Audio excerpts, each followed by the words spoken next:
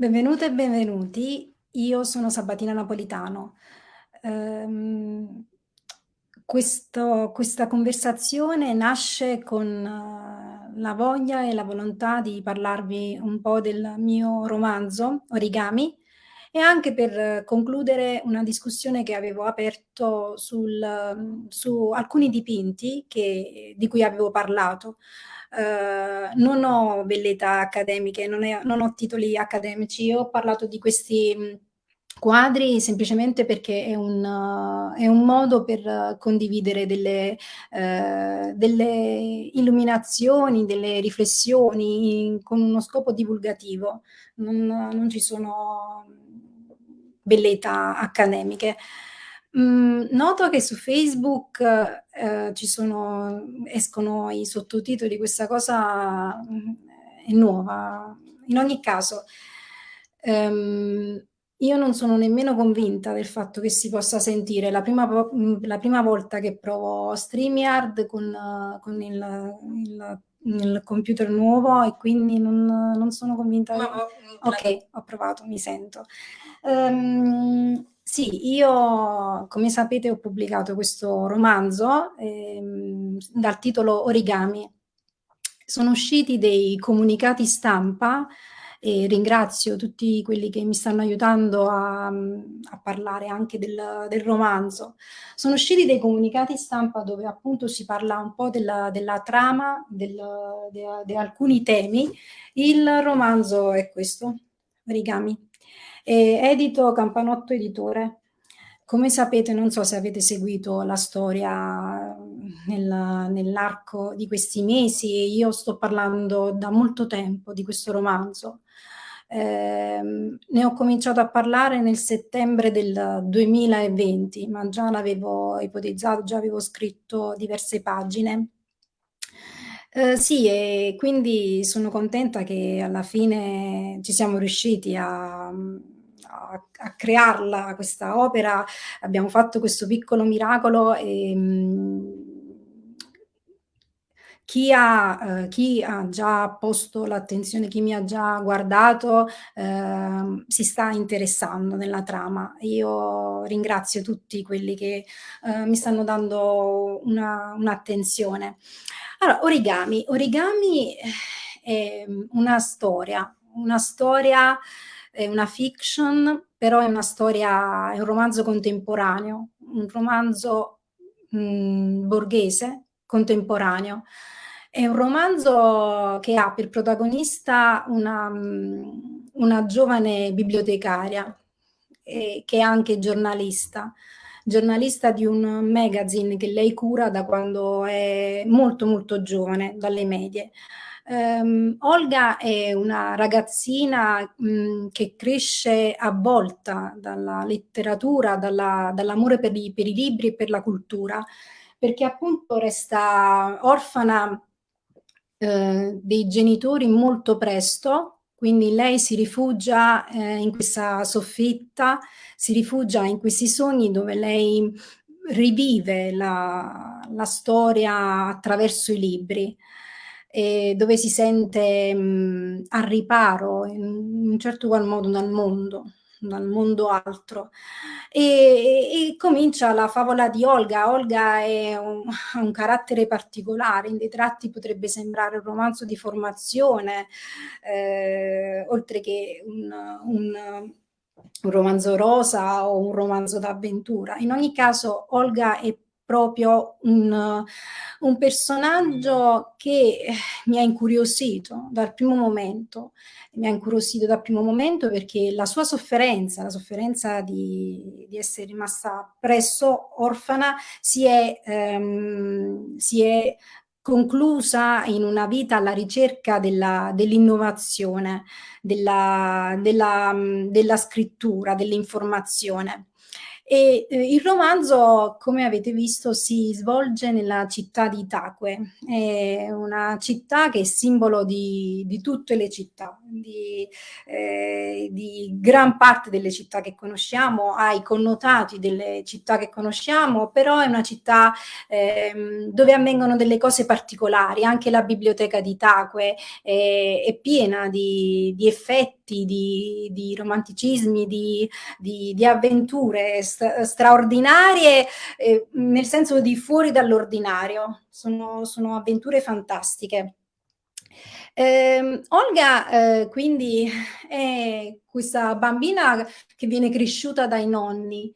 I nonni, il nonno soprattutto le insegna che i sogni si possono avverare nel momento in cui vengono scritti su dei fogli di origami che lui inserisce in dei libri, e la guida alla scoperta continua della lettura, della letteratura. Quindi Olga cresce in modo con una forte ostinazione, in una grossa autonomia, sembra quasi non aver bisogno dell'altro sesso, sembra quasi non aver bisogno delle prime avventure sia sessuali che psicologiche che emotive. Però nel corso del romanzo andrete a vedere, per gli amici che stanno già leggendo il romanzo, perché nelle prossime settimane terrò delle dirette. E sì, in effetti nelle pagine si può vedere come si svolge il romanzo della vita di Olga, perché Olga non è l'unica protagonista del romanzo, lo è anche il marito, il figlio, e ci sono dei temi importanti che ho voluto trattare nel romanzo, anche se è un'opera prima ho sentito di poterlo fare, di avere la forza di farlo, perché mi sentivo matura per sviluppare queste tematiche. C'è la tematica della droga, c'è la tematica della sterilità, dell'adozione, c'è la tematica anche dell'Africa, in dei punti cito anche Medici Senza Frontiere. Sono tematiche abbastanza complesse che io ho potuto sviluppare anche in un romanzo breve. Non è stato facile, ma mi sentivo ispirata in un certo qual modo, mi sentivo ispirata a poter fare un'operazione simile. Ci sono tanti altri temi, come per esempio il rapporto tra l'editoria e il giornalismo. È un romanzo particolare che consiglio di leggere. Io ve lo faccio vedere di nuovo. È da poco uscito, perché mi dicono che su Amazon c'è scritto che è uscito il 10 dicembre. Come vedete, ringrazio il dottor Conti, ringrazio di cuore Inga, perché e Paolo e gli altri della squadra di Campanotto, a cui adesso mi sento legata, perché hanno avuto una gran cura del romanzo, una gran cura del libro. In definitiva sì, Olga cerca di, di affezionarsi a qualcuno, cerca di aggrapparsi a qualcuno, ma ha delle presenze che la ostacolano nel viaggio della vita, delle presenze che la ostacolano, però le sono anche d'aiuto. Lei ha costantemente un amante e un'amica che il lettore svilupperà in quale rapporto esistono. E attraverso queste voci, che sono anche una figurazione probabilmente delle sue voci interiori, o sono realmente figure che lei vede sulla scena e che vive, lei si coinvolge in delle circostanze, e magari non si lascia coinvolgere in delle altre. È un personaggio particolare che è un personaggio che potrebbe essere sviluppato in qualsiasi donna dal temperamento forte, perché fondato su una base culturale. In realtà non è l'unica donna ad essere simbolo comunque di un avanzamento, di un'evoluzione della storia sociale di questo paese, ma ce ne saranno altre che poi vedrete. Ogni donna ci sono anche donne deboli che però ce la fanno, ci sono donne sofferte, si parla anche del tumore, ci sono donne che cambiano vita, che si convertono. È un romanzo anche sulla condizione femminile, è un romanzo anche sul rapporto dell'uomo con la donna. Detto questo, spero di aver in un primo momento esaudito le curiosità che avete, e sono molte intorno a questo romanzo. Molti mi stanno contattando e mi stanno chiedendo di parlare della trama o di quello che voglio parlare in particolare. Io consiglio di leggere il romanzo perché non è molto lungo ed è scritto in modo tale che il lettore venga catturato nell'atmosfera che ho pensato per Itaqüe. E sono felice di avere dei riscontri che ci saranno nelle prossime settimane. Avevo lasciato in sospeso un argomento, invece, una conversazione che parte da Il Museo del Mondo di Melania Mazzucco. Allora, io avevo anche scritto un articolo che, ripeto, non ha velleità accademiche, bensì è un apporto alla mia fantasia, perché io utilizzo i quadri, la storia dell'arte quando voglio voglio un senso di sacralità. Io sono convinta che non è solo Leonardo, io sono convinta che gli artisti ispirati e quelli che passano in un modo o nell'altro la storia hanno il sacro fuoco e sono pervasi di una verità. Io sono convinta di questo, che c'è una verità nell'arte. C'è una verità nella figurazione di Dio, quindi dei segni, dei dettagli possono cambiarti la giornata, così come può farlo il romanzo. Io ho concepito il romanzo come un'opera d'arte, ed è il romanzo che si è lasciato concepire. E l'attenzione pittorica che gli artisti hanno verso i dettagli è più o meno quella che lo scrittore ha verso la scrittura, qualora si sente ispirato. È un approccio emozionante, un approccio di un innamoramento sconfinato. C'è un grosso innamoramento alle radici di un processo letterario. Sì, c'è un innamoramento che deriva anche da un processo, se vogliamo, talvolta freudiano, ma non sempre. Io sono convinta che, come Nabokov, che l'immaginazione sia un processo lampante l'immaginazione come l'ispirazione di un romanzo, un processo lampante che si va sedimentando e quindi sì, diventa romanzo qualora la storia privata assurge a un ruolo collettivo. Quindi anche nel mio caso Itaqüe, da una città privata, da una cittadina, una piccola realtà sociale, assurge a un ruolo collettivo politico. Così com'è la funzione del romanzo contemporaneo, del romanzo moderno. Poi parlerò in futuro invece del romanzo, di come ho concepito il romanzo e di alcuni autori che mi sto trovando a leggere e a studiare meglio, partendo da Adorno sul romanzo. Allora, in particolare io, come sapete, io sono imprecisa, sbaglio alcune pronunce, alle volte mi lascio prendere un po' la mano, ma dovete avere pazienza, dovete essere buoni con me. Io non ho una particolare expertise, ma ho un grande entusiasmo quando faccio le cose e credo di essere utile. Sono qui per aiutarti. Per scoprire di più su Siri, vai su mi è uscita Apple.com. Siri nel momento, adesso interagisco anche col computer. Allora, quindi Il Museo del Mondo è un romanzo, in realtà non è un romanzo, se vogliamo potrebbe essere una storia romanzata. Io l'ho letto come una storia romanzata, un viaggio all'interno di gallerie, di sale. o perlomeno questo era l'intento che mi ero prefigurata di vivere una sala, di andare in un museo e visitare delle gallerie insieme a Melania. Sì, io ho letto tanti libri di critica, anche libri di poeti che hanno scritto di quadri, di dettagli di quadri. Mi sono sentita molto vicina a Melania ultimamente, quindi per questo le ho voluto dedicare un'operazione simile, una visita guidata, anche perché sono poche le donne che parlano d'arte. Maggiormente i critici che ho studiato e che ho letto molto sono uomini e la visione di un uomo talvolta è differente dalla visione di una donna, quindi mi sono sentita molto vicina a lei in questi tempi.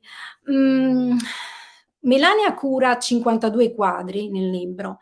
Io ho scelto pochi per iniziare a parlare di queste prime gallerie che visitiamo, poi magari col tempo parlerò anche di altre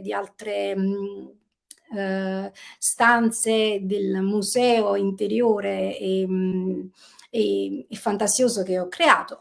Non so come andrà la storia, nessuno lo sa. Io seguo un principio di ispirazione che mi guida, come già sapete. Allora, ovviamente Melania parla anche di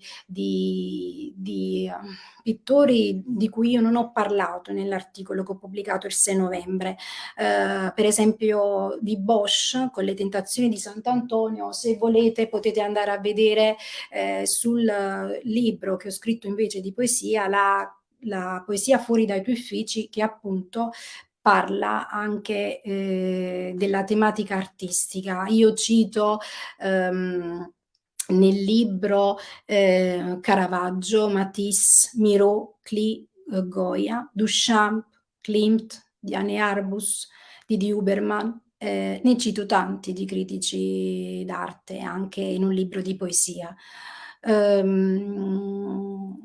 Per quanto riguarda invece i dipinti che ho scelto di visitare insieme a Melania, mi sono lasciata guidare sempre da questo fuoco che mi muove.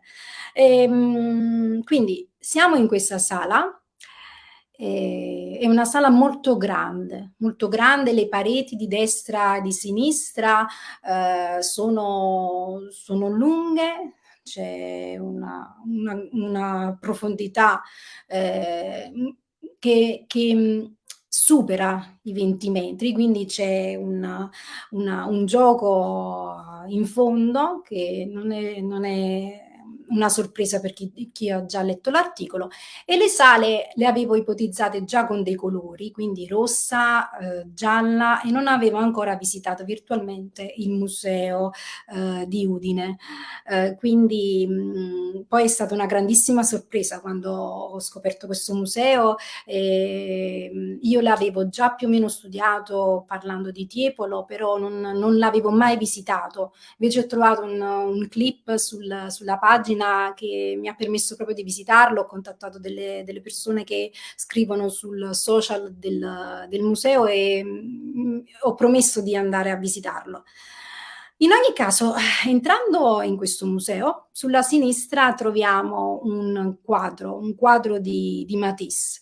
Di Matisse, il violinista alla finestra, un quadro datato 1918. Allora, i dipinti che sono nel mio museo non sono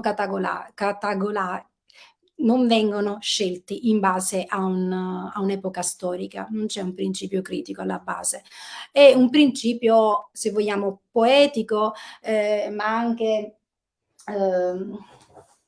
mh, è un principio proprio di una scrittrice, non è un principio di una critica. Ho fatto delle associazioni che non sono delle associazioni libere, è dettato dalla bellezza delle tematiche.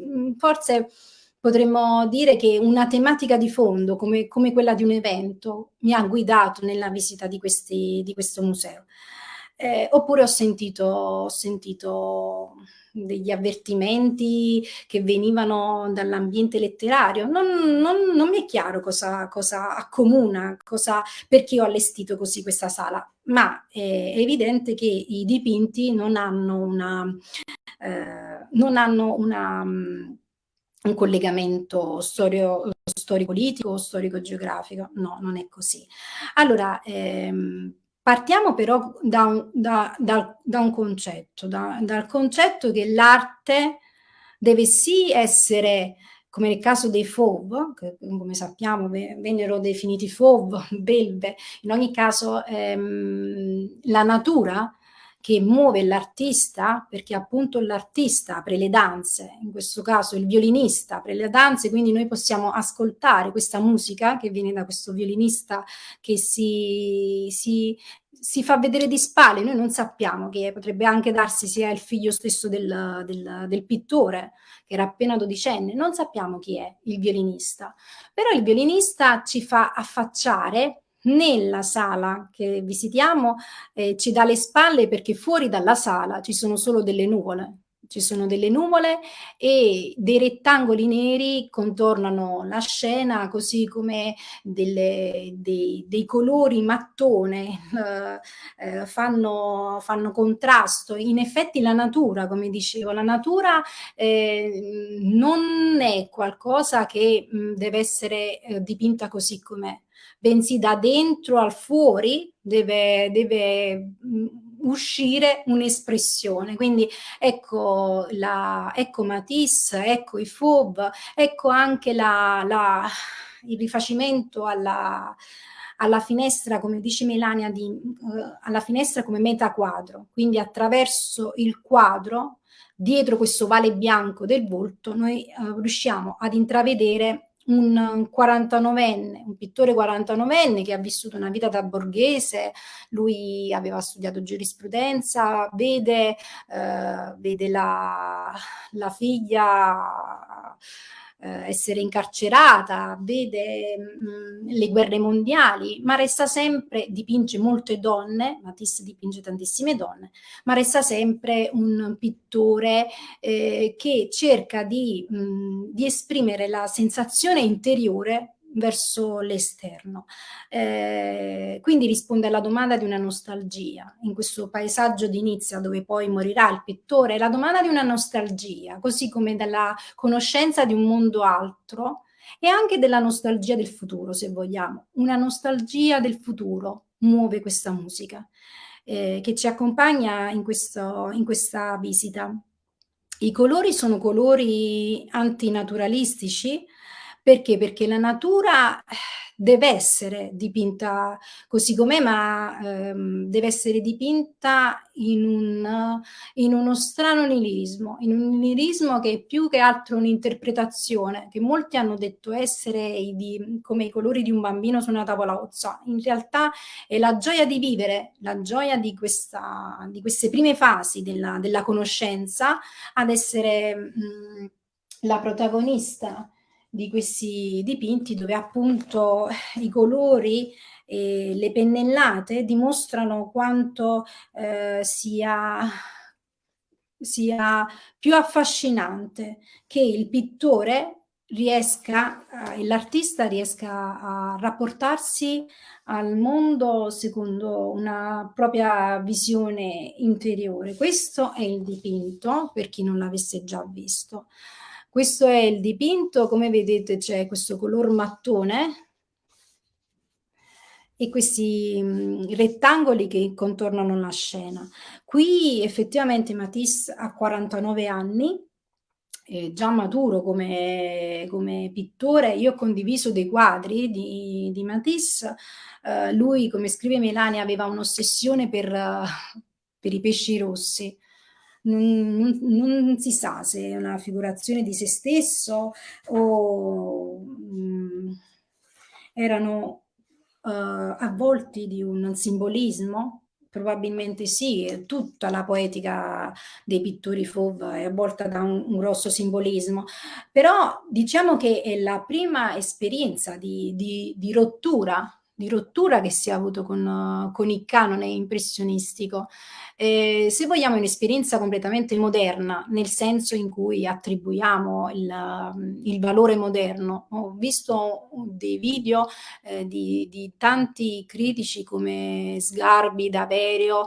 Per contemporaneo intendiamo l'arte che viviamo adesso, che è fruibile, che noi vediamo nei maggiori musei del mondo. Per moderno si potrebbe indicare, secondo me, un dipinto di Matisse come moderno. Secondo me Matisse è moderno come pittore, è tra i primi veri moderni. Però non viveva da rivoluzionario. Lui era un rivoluzionario, ma non viveva da un rivoluzionario. Anzi, successivamente, quindi andando avanti, questa sala ci lasciamo avvolgere dal suono di questo violino che ci accompagna, ci accomoda in questa visita della fantasia. E poi troviamo l'uomo vitruviano.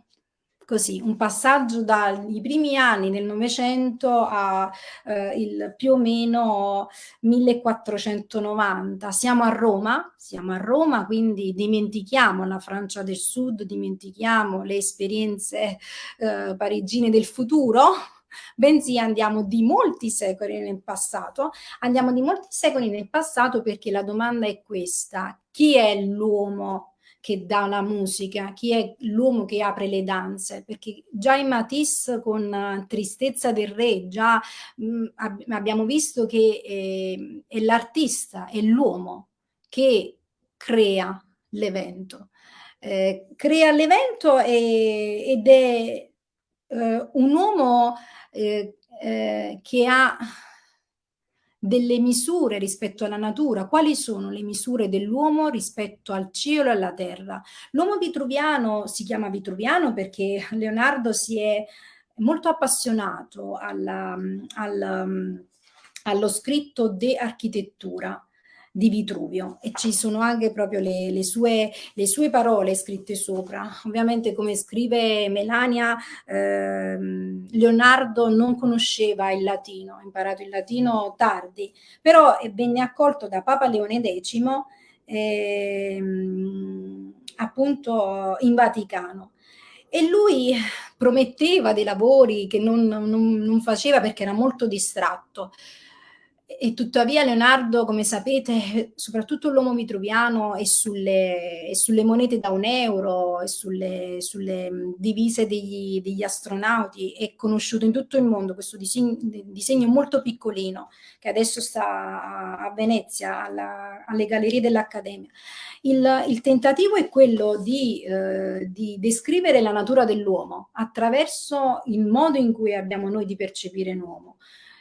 Un uomo ha due braccia e 2 gambe, di cui la gamba sinistra è in procinto di un movimento. È stato riprodotto ultimamente l'uomo vitruviano come rapporto di perfezione tra le parti dell'uomo. Ci sono tante interpretazioni. Il cerchio potrebbe darsi all'infinito, mentre il quadrato è appunto il rapporto con la terra. Io ci ho visto sì, la capacità di Leonardo di fondere scienze e arte, di fondere di fare della sintesi sinestetica di un'interpretazione, quella che è anche la sintesi di una filosofia dell'uomo. L'uomo è Dio e Dio è nell'uomo. Quindi io ci ho visto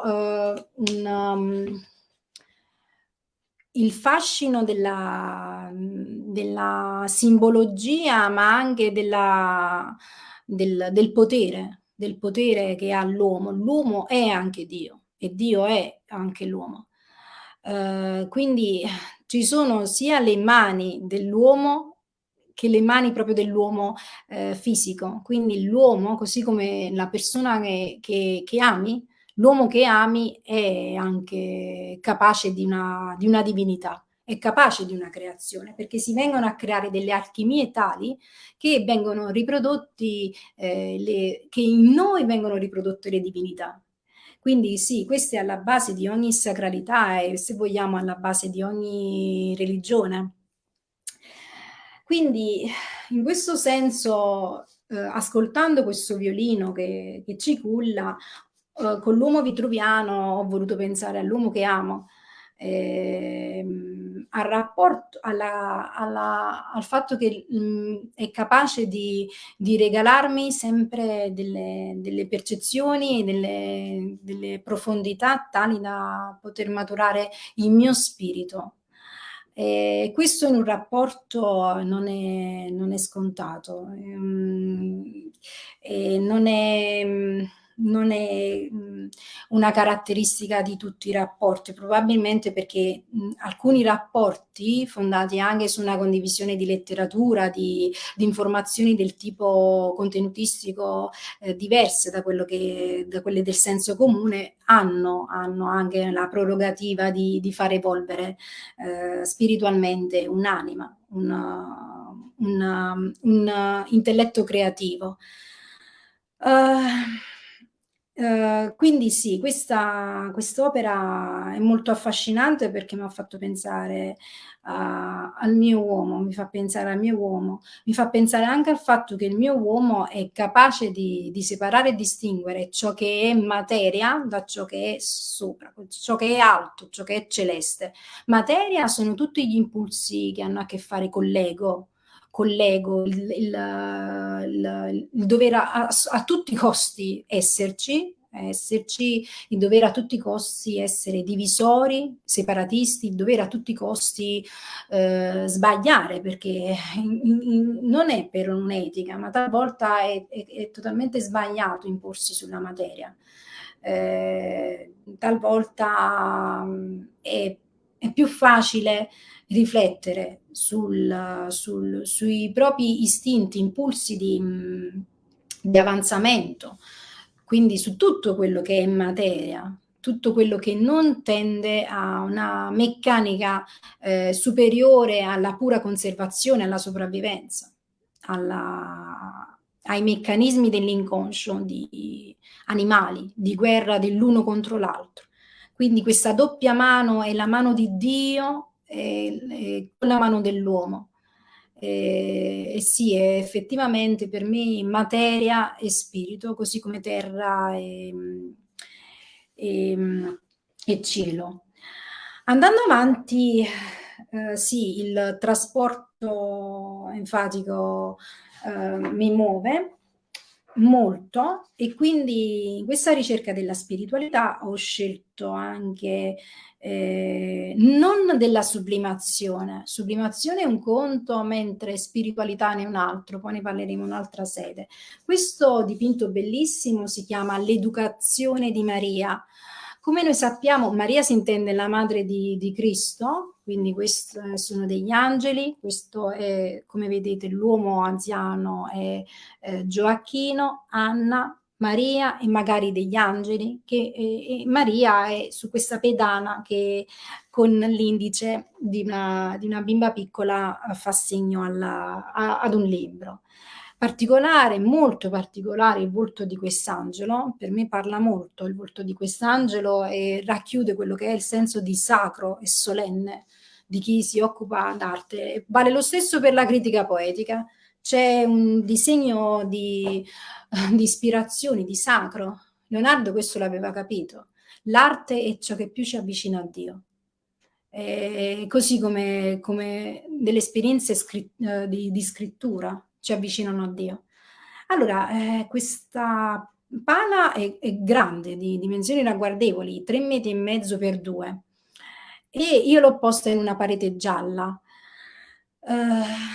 Sì, saluto gli amici del museo di Udine e delle gallerie del Tiepolo, che già ho detto che voglio visitare, ma questa pala si trova a Venezia, dietro Rialto, c'è una chiesa che si chiama Santa Maria della Consolazione, E lì si può godere di quest'opera meravigliosa di Tiepolo, insieme a tante altre che ho studiato invece nel Rosa Tiepolo, in quest'opera di Calasso molto molto bella, che mi ha tenuto molto compagnia in questi mesi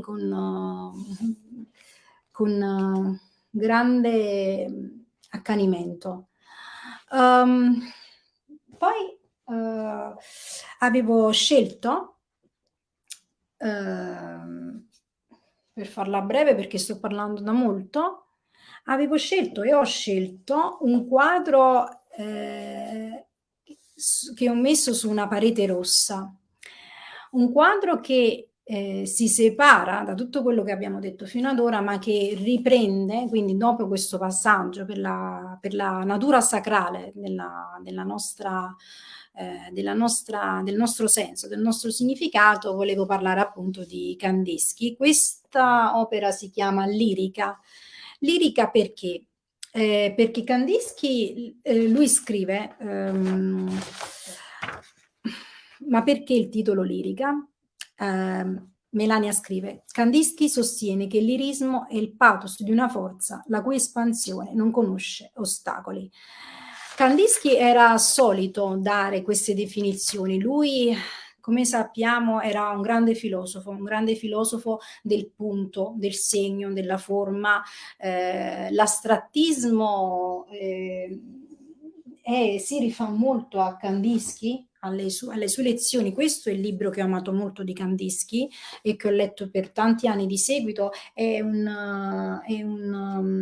saggio sulla scienza che sta dietro il segno, il punto, i punti nel piano, cosa si associa la musica nel contesto anche sinestetico, perché lui era anche aveva delle sinestesie, così come Nabokov, quindi sapeva associare più contesti e dava delle letture completamente nuove, sia del colore, della lezione del colore, che della lezione sulla forma.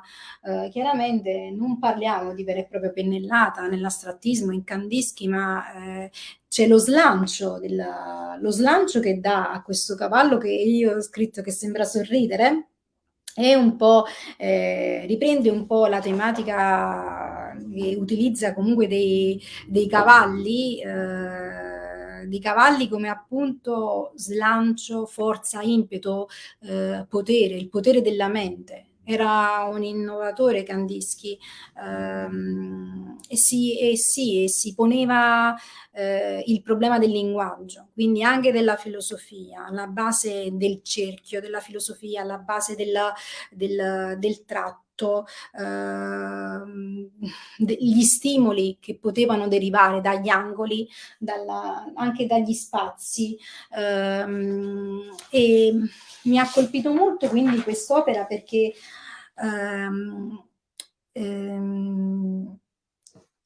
il cavaliere di Lirica non è lo stesso cavaliere delle altre opere di Kandinsky, è un cavaliere che quasi non ha una vera e propria forma, non ha una vera e propria identità. L'identità più marcata è appunto di questo cavallo che ha gli occhi fatti di un segmento, ed è un cavallo che sembra lanciarsi nella storia e sorridere.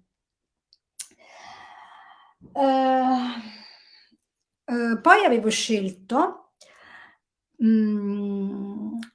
per queste opere c'è necessità di una parete molto più grande, ma io vorrei comunicarvi, perché quest'opera in particolare è un'opera che io ho potuto vedere dal vivo, che io ho potuto godere dal vivo.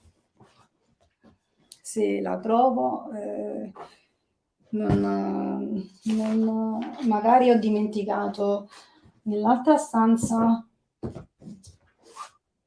Ho riprodotto con delle stampe l'opera di cui voglio parlarvi adesso.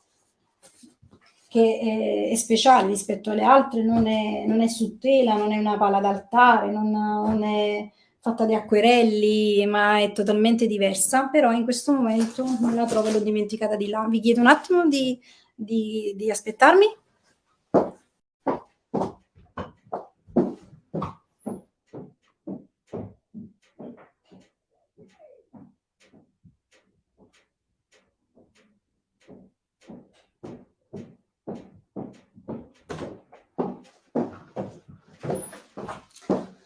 Allora, eccoci. Io avevo riprodotto quindi questa bellissima, quindi immaginatevi il colpo d'occhio per chi non l'ha potuto vedere di persona. Questa è l'abside, è proprio il,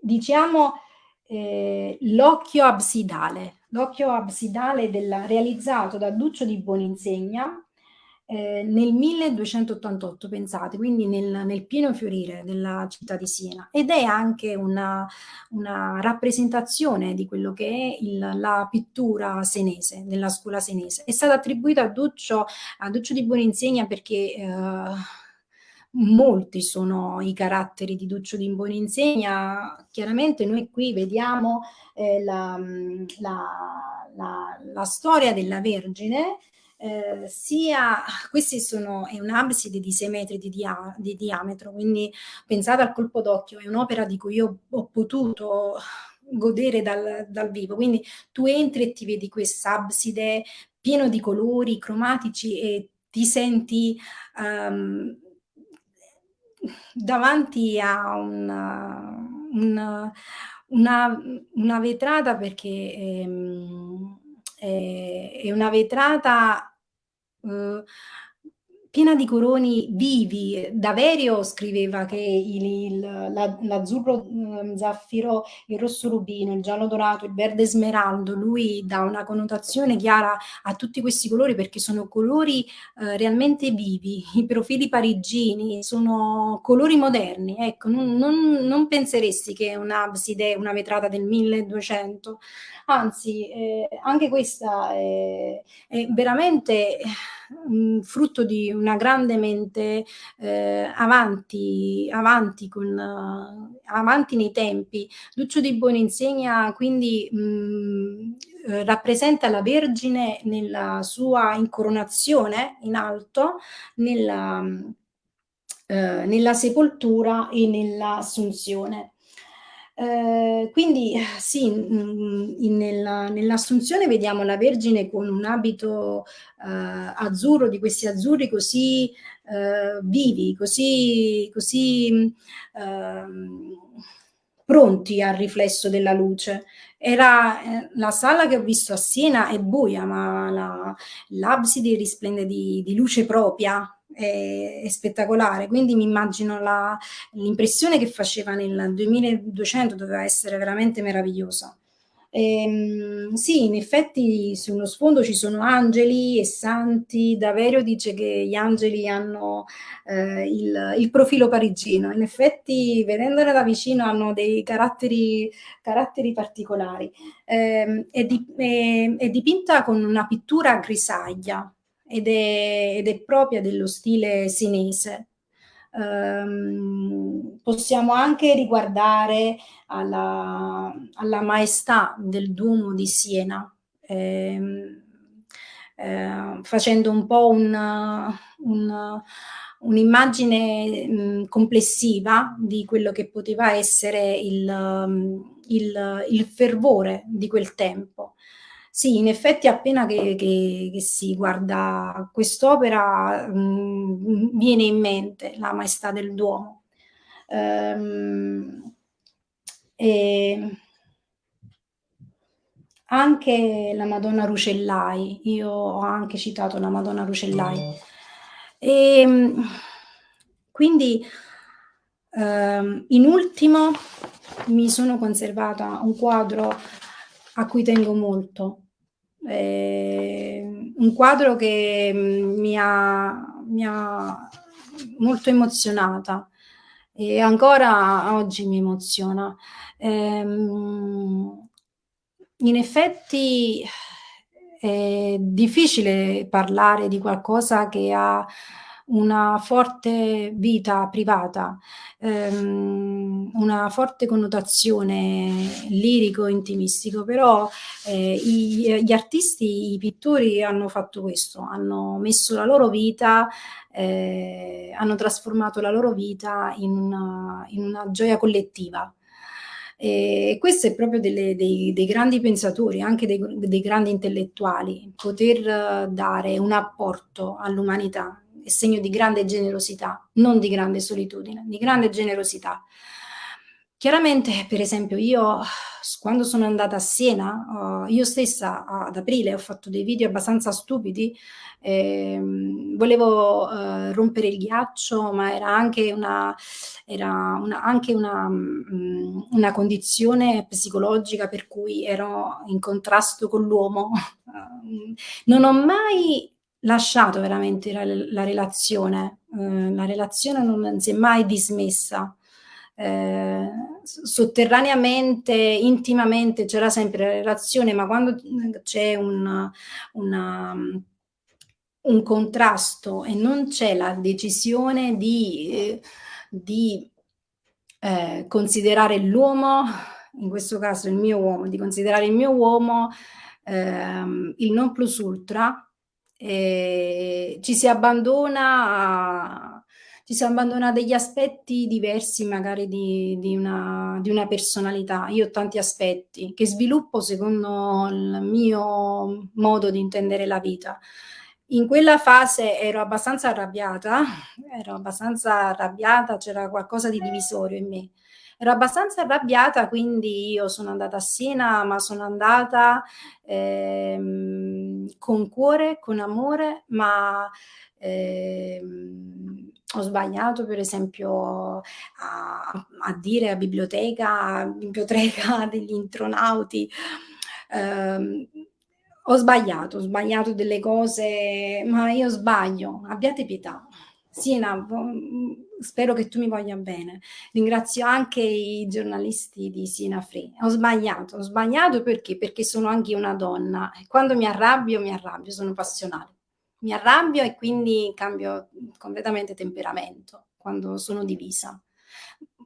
Adesso è un momento adesso è un momento facile, è un momento di comprensione, è un momento dove io ho un buon rapporto con l'uomo che amo. Però ci sono stati anche momenti negli anni in cui questo rapporto non era buono. Mhmm, non lo so se il rapporto che ho con l'uomo che amo sviluppa la letteratura, potrebbe anche darsi, però io non faccio dipendere la letteratura dal rapporto. Il rapporto dipende sempre dalla preghiera, dal mio stato interiore, dal fatto che se sto bene o sto male. Non sono una persona capricciosa, no, non sono capricciosa, però devo giungere a delle considerazioni. Adesso ho considerato che è un momento di pace perché dopo di lui non ci sono altri uomini, non voglio inserire altri uomini, quindi sto nell'astrazione per cui io considero lui il punto d'arrivo. Quindi sto bene. Non penso che mi possano capire le altre donne innamorate, quindi sto bene, che non ho voglia di fare le cose per bene, in modo serio. Non ho capricci, no. Ho avuto dei capricci perché il rapporto deve maturare, quindi alcune cose per me erano paradigmi, come quelle per tante donne. Alcune cose per me erano paradigmi, quindi essendo io in una posizione particolare magari, mi aspettavo che delle verità storiche venissero rispettate. Però questo è un atteggiamento che poi ho capito essere infantile, perché alle volte anche in coppie che vivono insieme ci sono delle differenze, differenze dei lavori, differenze d'età, differenze ambientali, quindi da parte mia devo cercare di essere più matura e più matura, sì, un atteggiamento diverso. è più menefreghista su altre cose, più matura e più menefreghista. Il fatto che io sono molto generosa si ritorce a volte contro di me e quindi è sbagliato. Comunque sono molto maturata da quando sono andata a Siena e quindi mi dispiaccio che non ho fatto una visita approfondita, non conto di ritornare a Siena in tal senso, conto di ritornare a Siena per bene, con serietà, ehm, con una visione nuova anche della città, di appartenenza. Chiudendo, perché ho detto questo? Perché sto per parlare di un quadro, a cui tengo molto, che è appunto, la Visitazione di Carmignano, di Pontormo. Questo quadro è un quadro, chiaramente, che ha ispirato tanti altri artisti, ne hanno scritto e parlato molti. In definitiva, troviamo un incontro, l'incontro gioioso di 2 sante, di Maria e della cugina Elisabetta. Elisabetta è incinta, Maria aveva saputo di essere incinta, le ancelle che sono alle spalle probabilmente potrebbero essere gli specchi stessi delle 2 donne, delle 2 sante. Quindi l'ancella, col vestito rosa potrebbe essere, Maria stessa in un secondo momento, l'interiorità di Maria stessa. E mentre la donna che è alle spalle di Elisabetta potrebbe essere una figurazione di Elisabetta. Sullo sfondo ci sono due figure perché il contesto è un contesto urbano, chiaramente. Un contesto urbano, questo è un dipinto manieristico alla maniera di, quindi sono forzate le piegature degli abiti, sono sollevati i pesi delle donne, è un quadro della gioia, è un quadro di la figurazione di un incontro, di accoglienza, anche di speranza. Da notare anche le dita di Maria, molto, molto particolari nei dettagli. Bellissimo anche la sinuosità, l'ariosità di questo dipinto, i colori sgargianti. In effetti potrebbero essere queste 2 persone sullo sfondo, Giuseppe e Zaccaria, i compagni di Maria e Elisabetta. Questo è anche un dipinto sulle relazioni familiari, sull'affetto, sull'incontro.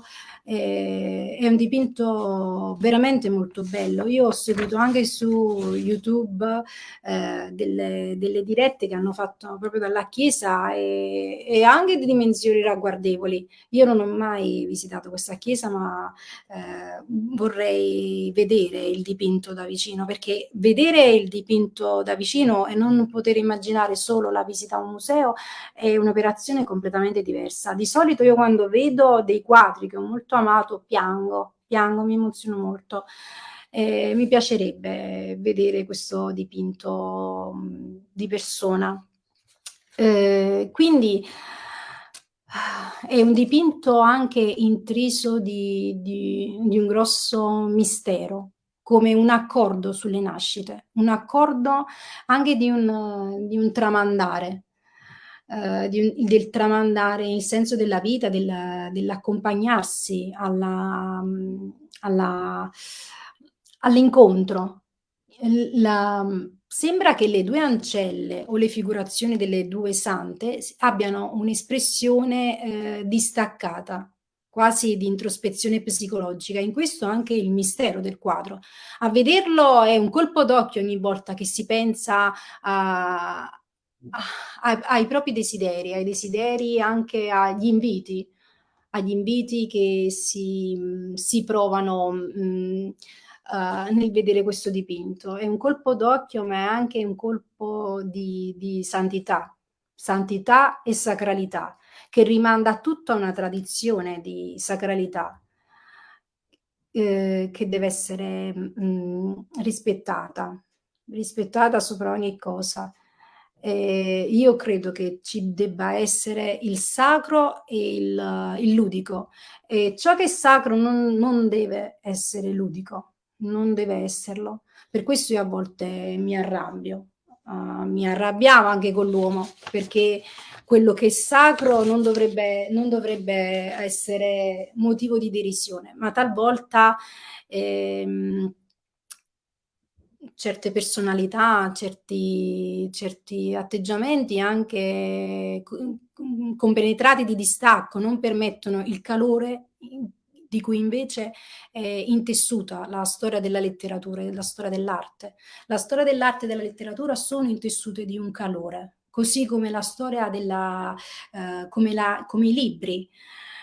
Ritornando quindi in questa atmosfera di familiarità, io ho scritto questo romanzo Origami perché appunto è un romanzo su una famiglia, e Gustavo è un uomo molto caldo, molto disponibile, molto aperto, e tuttavia lui resta nel dramma moderno, resta assente rispetto alle trasformazioni psichiche e psicologiche della moglie. È una saga familiare molto bella, nuova. Io tratto anche nel romanzo stesso le varie letterature che appartengono proprio alla tematica. Non trovo più il libro che volevo mostrarmi, alla letteratura delle biblioteche. Con questo chiudo perché è durato molto il video, credo che sto parlando da un'ora, mi ero prefissata di parlare di meno.